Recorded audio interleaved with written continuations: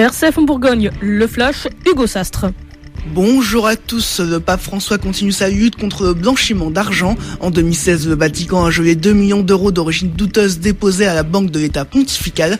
Cela fait en tout 13 millions d'euros gelés par le pape depuis 2013 et 5000 comptes suspects dont l'Église ne connaissait ni les détenteurs ni les liens avec l'Église qui ont été fermés.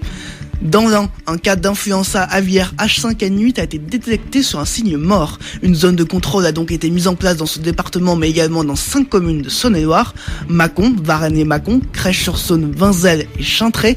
Gilbert Paillet, le préfet de Saône-et-Loire, demande donc à ce que les volailles ne sortent pas de leur exploitation et de limiter autant que possible les déplacements de personnes, de véhicules et d'animaux domestiques dans ces exploitations. On rappelle qu'au niveau national, le risque reste élevé.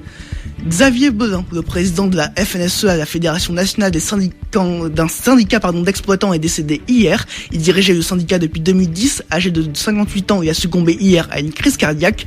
Xavier, la FNSEA a estimé que l'agriculture perd un grand homme. Le ministre de l'Agriculture, Stéphane Le Foll, a quant à lui parlé d'un pilier du mouvement syndical agricole. Le CHU de Dijon est de nouveau sollicité par les étudiants en médecine. Selon le classement de WhatsApp Doc, le CHU dijonnais gagne 4 places et il passe devant Besançon. Les étudiants en médecine se tournent principalement vers la cardiologie, la chirurgie générale et la biologie.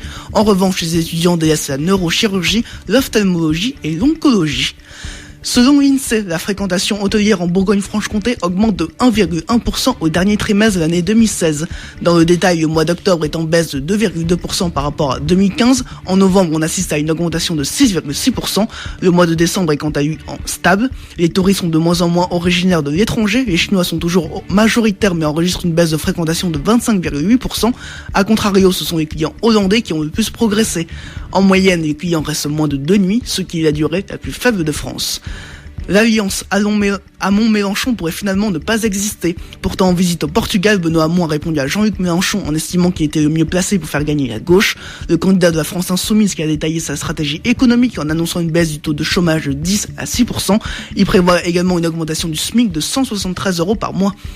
De son côté, Marine Le Pen est au Liban pour rencontrer le président Michel Aoun. C'est la première fois qu'elle rencontre un chef d'État en exercice.